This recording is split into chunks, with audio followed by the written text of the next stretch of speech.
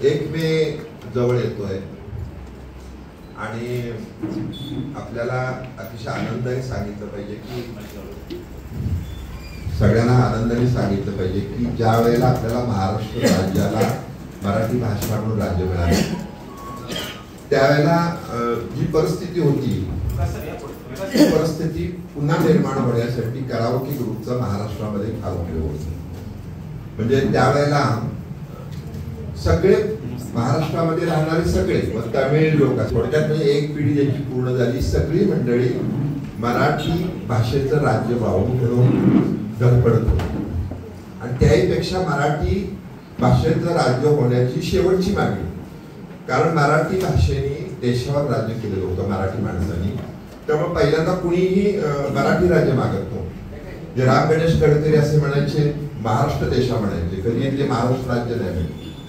मी एवढ्यासाठी सांगितलं की आज जे प्रमुख पाहुणे या ठिकाणी आलेले आहेत नितीन देशपांडे हे स्वातंत्र्य लढ्यातील सर्वांशी निगडीत आहेत. एवढंच नाही तर ज्या इंडस्ट्रीमध्ये ते चीफ ऑफिसर आहेत आपण म्हणून त्या इंडस्ट्रीमध्ये साधारणपणे 4-5 हजार मंडळी नोकरीला आहेत. म्हणजे सातारकरांच्या दृष्टिकोनात युनायटेड बँक गेल्यानंतर राहिलेले एक महत्वाचं ठिकाण म्हणजे हुपळी आहे. आणि त्याहीपेक्षा संगीतकार गीतकार इनामदार माझ्यावरील नाव त्याचं कौशल इनामदार ते मला पुण्यात भेटले होते आणि मी सातारचा आहे म्हटल्याबरोबर ते म्हटले की अरे वा उपर माझे पालक होते. आणि मला लक्षात नाही ते म्हणजे मी पाचगणीला शिकायला होतो. मग त्यावेळेला सातारा जिल्ह्यातलं कुठेतरी पालकत्व घेतलं असतं. मग माझ्या वडिलांचे ते मित्र आणि त्यावेळेला पण उपदारांनी पालकत्व घेतलं. सातारा भरपूर वेळेला आलेलो आहे. मग ते यायचे मला दरारा असायचा त्यांचा. तर ते आता सातारला घेऊन येणार आहेत. त्यांनी वेगवेगळे प्रयोग केलेले आहेत. पण त्याहीपेक्षा महत्वाचं म्हणजे आता ह्या कराओकेच्या माध्यमातून जे एक आपल्या सर्व धर्मीय म्हणून आपण थोडक्यात म्हणजे एक छान वातावरण तयार होत आहे. हे मला असं वाटतं की विशेषतः आपल्याला निसर्गाने म्हणा आपल्यात निर्माण केलं असं हरकत नाही. कारण स्वातंत्र्य मिळण्यापूर्वी स्वातंत्र्य मिळाल्यानंतर ज्या गाण्याने देशभक्ती असेल आपलं एकत्रीकरणाचं असेल आपलं चांगलं वागण्याचं असेल या सगळ्यामध्ये मोठं योगदान या गाण्यांचं आहे. त्यामुळे ही स्वातंत्र्य साधारणपणे 1920 नंतरच असं म्हणू बोलपटापासूनची आणि साधारणपणे 1990 पर्यंत असं म्हणून ही गाणी अजून सुद्धा लोकांना आनंद देतात. कारण त्यावेळेच्या साहेब लुधियानवी पासून सगळ्यांनी जे जे काही गाण्यामध्ये प्राण ओतलेला आहे एक प्रकारचं माणसाचं जीवन ओतलेलं आहे ते महत्वाचं आहे. मला अतिशय आनंद वाटतो की नितीन देशपांडे या ठिकाणी आलेले आहेत. कारण सातारने जसं स्वातंत्र्य लढ्यात नेतृत्व दिलं यशवंतराव चव्हाणांच्या कालावधीमध्ये दिलं मराठी या राज्याची राजधानी सातारा. पण त्याचबरोबर स्वातंत्र्य मिळण्यापूर्वी मुंबई प्रांताचे मुख्यमंत्री खूप होते. त्यामुळे ह्याला फार महत्व आहे वेगवेगळं. तेव्हा मी त्यांना एवढंच बोलवलं की तुम्ही सुद्धा आणखीन या कराओकेला एक बळ द्यावं अशी माझी इच्छा आहे. थोडक्यात म्हणजे अतिशय हरहुन्नरी असे व्यक्तिमत्व आहे. विशेषतः शाळांना वेगळ्या संस्थांना साधारणपणे लाख रुपयाची पुस्तकं कुपर देत. म्हणजे आमच्या 3ही शाळांना मराठी शाळांना कुपरनी पुस्तकं दिलेली आहेत. त्यामुळे मुलं घडत असताना त्याचा उपयोग होत आहे. मी त्यांचं या ठिकाणी अतिशय मनपूर्वक स्वागत करतो. विशेषतः विजय साबळे जे आहेत ते हे अतिशय म्हणजे आपण एखादी गोष्ट देहाने प्रेरित होऊन करायचं तसं सातारमध्ये बाकी सिंगल बहुतेक सगळे आहेत. या सगळ्यांना तिने प्रकाशन आणलेला आहे. 20ला क्लास लावला. एका 6 महिन्यात एखादी पण गाणं म्हणतो. पण मला आनंद असं वाटतं की आपल्याला प्रत्येकाला गाणं आवडतं. आपण गाणं गुणगुणतो. आता शेवटी सगळी साधनं घेऊन गाणं म्हणणं शक्य नाही. पण कराओकेच्या माध्यमातून हा जो आनंद मिळतोय नुसता आनंद नाही आपण सगळे एकत्र येतोय याबद्दल अतिशय आनंदाची बाब आहे. मी माननीय नितीन देशपांडे साहेबांना विनंती करतो की दीप प्रज्वलन करून आपण आजच्या कार्यक्रमात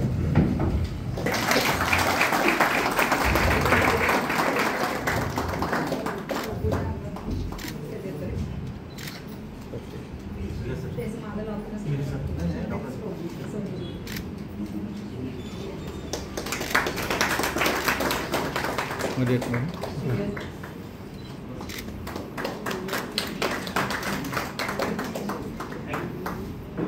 सन्माननीय श्री चिटणीसजी माननीय विजय साबळे सर सगळ्यांचेच आजच्या कार्यक्रमाच्या निमित्ताने या ठिकाणी वेळात वेळ काढून इथे आलेले आहेत आणि ही सुरेल मैत्री सर्व सन्माननीय व्यक्तींच्या उपस्थितीमध्ये कलाकारांच्या उपस्थितीमध्ये सादर होते.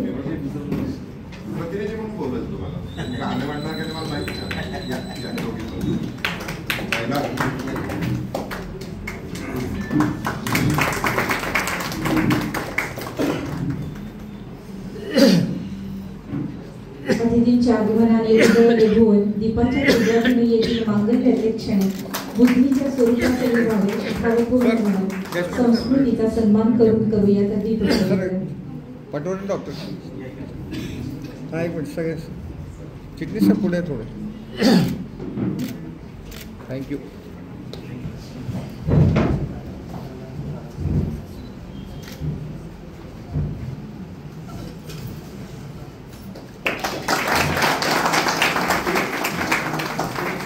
सर सगळा कटलो द्या थोडं.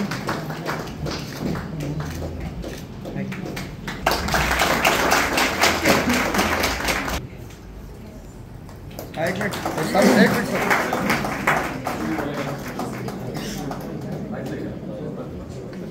शिरीष फुटाळे यांचा सत्कार शेषपाटे करतात. एक मिनिट थोडं खुलं घे भाऊ.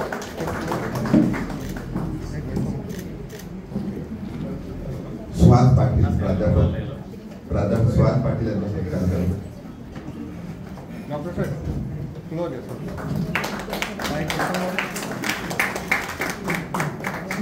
माननीय विजय साबळे यांचा सत्कार ते करतात. द्वारा टाळ्या आवाज सगळ्यांनी.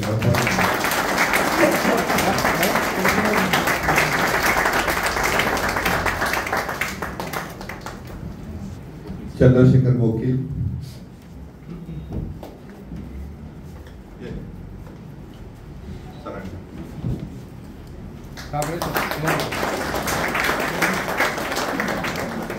नागेंद्र पाटील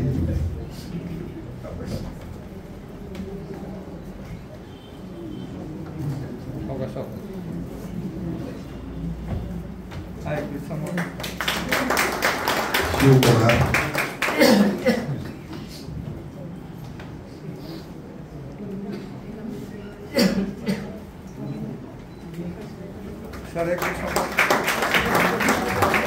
संतोष बांसल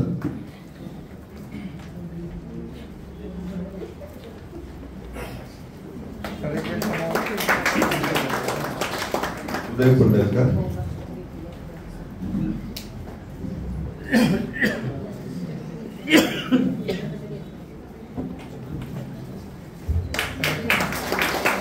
मंजुषा खोपके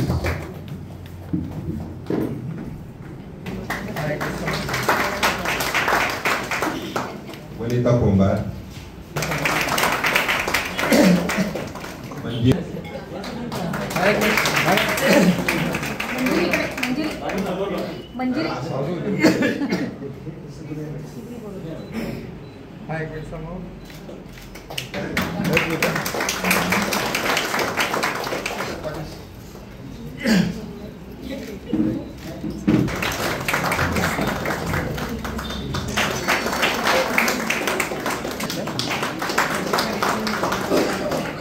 निवेदिका श्रद्धा कारंजकर छान निवेदन करतात.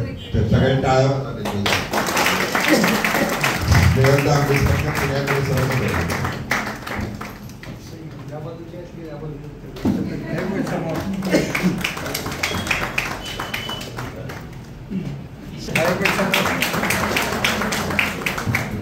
आणि 10 एप्रिलला कमला नेहरू पार्क मध्ये ज्ञानकोश केतकर यांचं अभिवादन मी आमचं साहित्य परिषद करतो.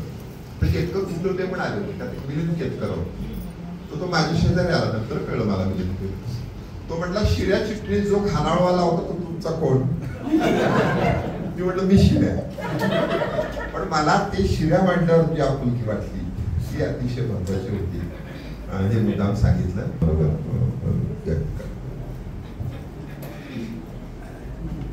फारसं काही बोलावं असं नाही, पण एक आयुष्यामध्ये आपल्याला काही गोष्टी करायला वेळ मिळालेला नसतो आणि मग ज्यावेळेला आपल्याला जाणीव होती की आपण आता काहीतरी करायला पाहिजे तर ती सुरुवात होती. आणि मला वाटते बऱ्याच लोकांची अशा प्रकारची सुरुवात असेल. आयुष्यात थोडंसं गंभीर होत गेलेलं आहे, चॅलेंजेस वाढलेले.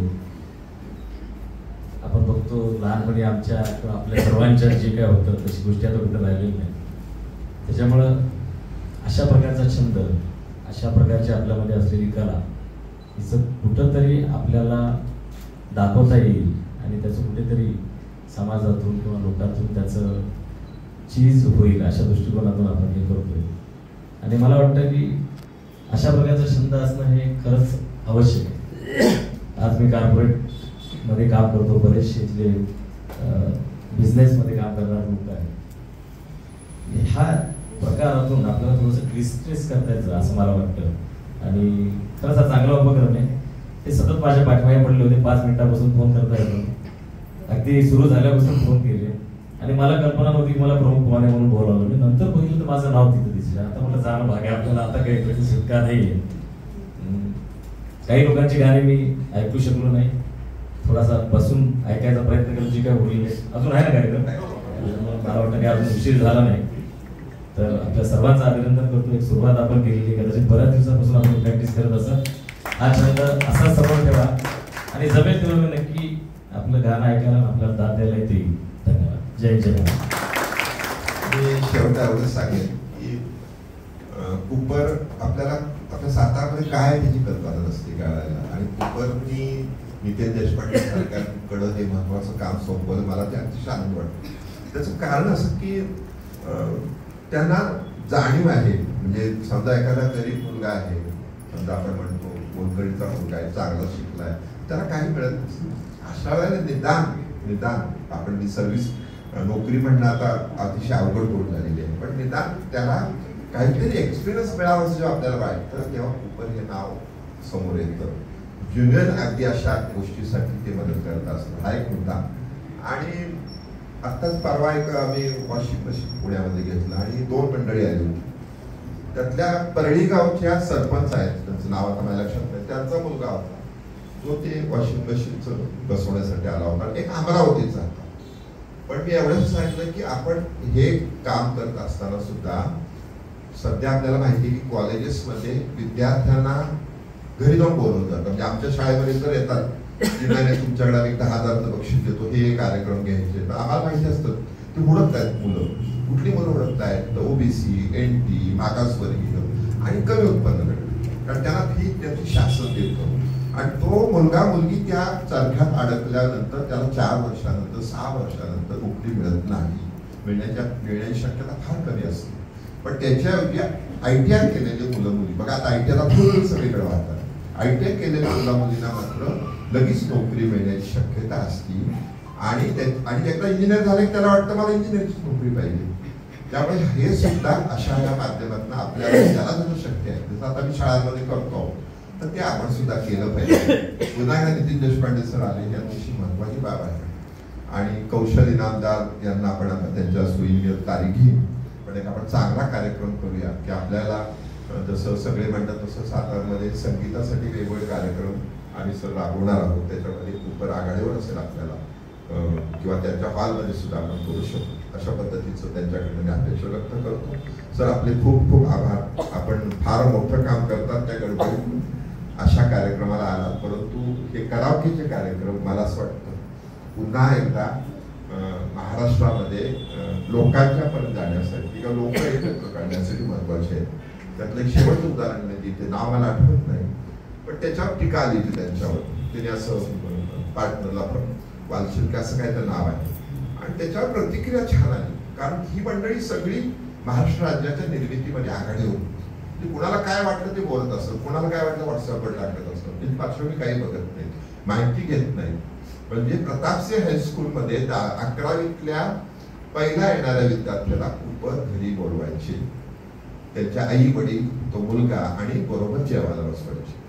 त्यातलं एक कृष्णराव कदम म्हणून नाव आहे, सुहास म्हणजे ते राहुरी विद्यापीठामध्ये प्रभारी कुलगुरू होते. पण ते म्हटले मी त्यावेळेला 11वीला आलो पहिला, तिथं जेवलो जाऊन आणि माझ्या मनातली भीती गेली, माझा कॉन्फिडन्स वाढला आणि आयुष्यामध्ये पुढे गेलो. हे सगळं महत्वाचं आहे त्या कुपर उद्योगासाठी. सगळ्यांनी टाळ्या वाजवूया. आणि